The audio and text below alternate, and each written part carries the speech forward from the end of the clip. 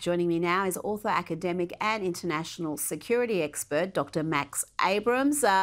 Max, your field of expertise includes terrorism, foreign policy, and in particular the Middle East.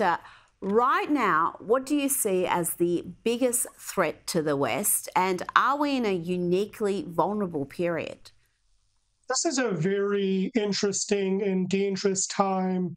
We're basically waiting for Israel to carry out its absolutely necessary attack against Iran. Iran, very recently, just a week or two ago, carried out the largest ballistic missile attack ever. And so, of course, Israel is going to respond. Personally, I would like to see Israel try to take out or at least substantially degrade the Iranian nuclear facilities.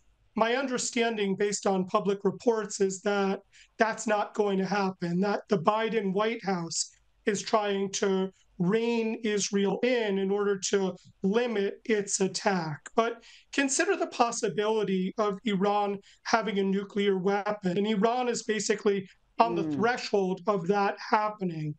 It is often said, but it is absolutely true, that Iran is the #1 state sponsor in the world. Iran sponsors the Houthis, Hamas, Palestinian Islamic Jihad, Hezbollah, Iranian militia, or militia based in Iraq. And Iran has terrorist operatives all over the world, in North America, in South America, in Europe. So I see that as a very dangerous situation. I think that a stronger response against Iran would make the world safer. But what's going to happen is that the Israeli response is going to be somewhat reined in because of pressure from the Biden White House. Then Iran is going to respond. And depending on that, the size of that response, that will dictate what Israel does next. If the Iranian response is very large, if it's mass casualty attacks against Israeli civilians, then it's possible the Israelis would ignore the Biden White House and go for the nuclear facility. So this is a multiple iteration game, and it's going to play out over the next few weeks. But we're at a very critical time period right now with respect to whether the world is going to contain this Iranian threat. Now, we've also had revelations from US intelligence officials of a suspected Iranian plot to kill Donald Trump. Joe Biden has responded to this. He's told the Iranian regime that an assassination attempt against Donald Trump would be seen as an act of war. How seriously do you think the Iranian regime takes Joe Biden's words? And why is Iran so hell-bent on preventing a second Trump term? There's a very clear difference moving forward in terms of US policy toward Iran. Kamala Harris is basically seen as an appeaser. She's much more pro-Iran. And so it's not that surprising, really, that Iran would take out Donald Trump. Trump was very hardline against Iran last time he was president. He slapped on those maximum pressure economic sanctions against Iran. Towards the end of his administration, towards the end of his term, he authorized taking out the head of the Islamic Revolutionary Guard Corps, Soleimani. And so ever since then, Iran has been a legitimate threat of targeting not just Trump, but also his administration. And so I think that this is a very interesting development, that it's publicly disclosed that Iran, is eyeing the possibility, or at least wants to take out Donald Trump. But I also want American citizens to ask themselves the question, why is it that Iran so much favors Kamala Harris? And I don't think that when you ask that question, it's indicative of a solid foreign policy, because Iran, of course, is a US adversary. It's not just a US adversary, but it's an adversary throughout the region. And I think that if Trump were to win the presidency, he would push the Abraham Accords, which are essentially a means of containing Iran.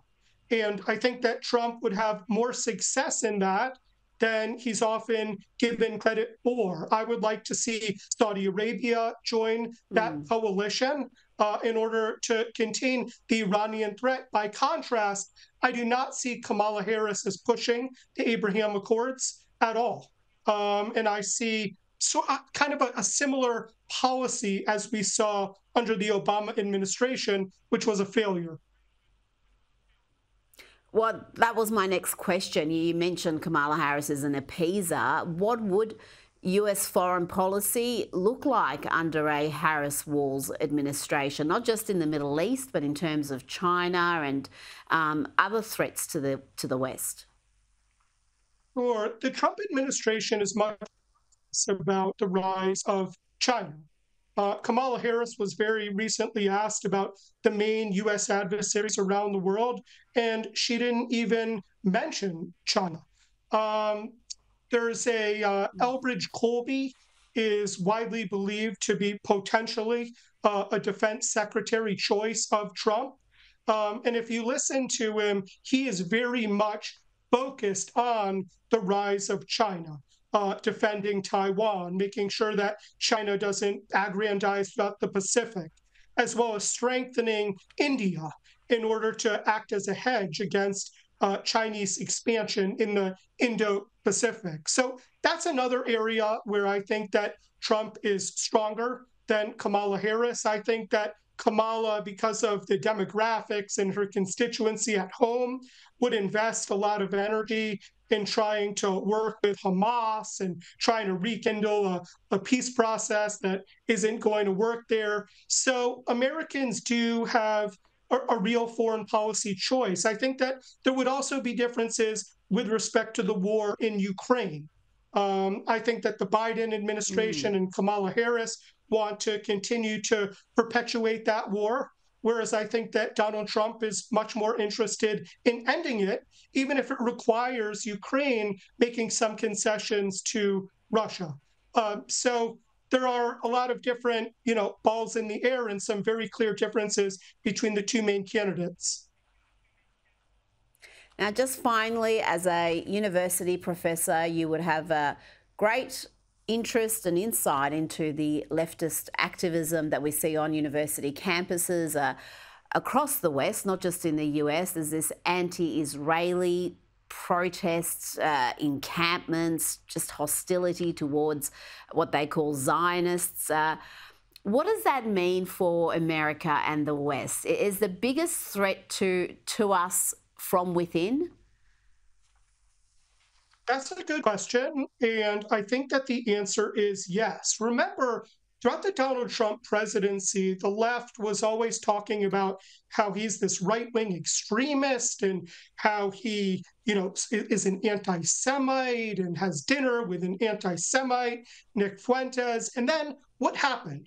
Right after Donald Trump, during the Biden administration, we've seen an unprecedented spike in anti-Semitism under this current president.